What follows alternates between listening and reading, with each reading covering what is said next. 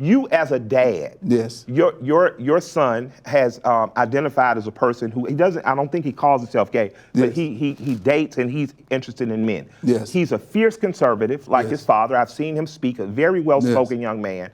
You have, for all of the accusations that conservatives are not progressive, that they don't support gay and lesbian agendas and stuff, you've been a very supportive father of your child. You've shown love, you stood with him.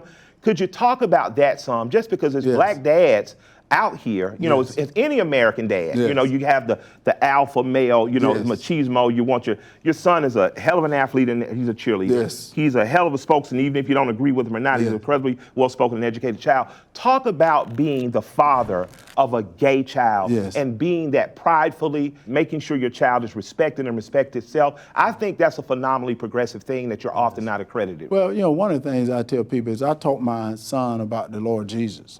And as he got older, right now he's responsible for himself. He's at an age now that he has to answer his own Christian belief. I can't answer for him. Yes, sir.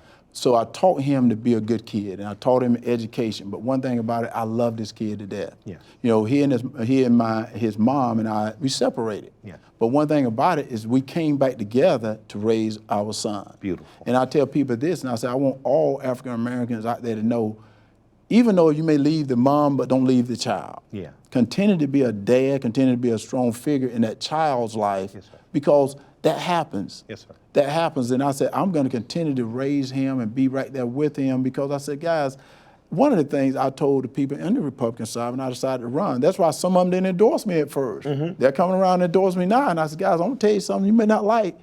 All Republicans are not right, all Democrats are not wrong. This is true. The problem we have is people won't talk. Yeah. People won't talk, and I said, why don't we come up with 2 criteria to run for office in the United States of America? You first gotta love America. Yeah. If you don't love America, why do you run? Yeah.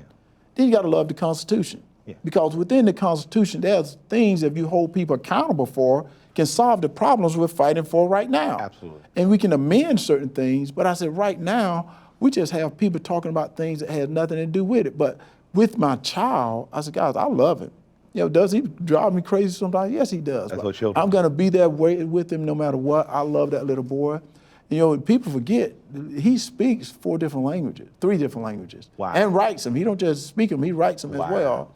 And he has been this incredible kid, and right now, we have to support people. Yes.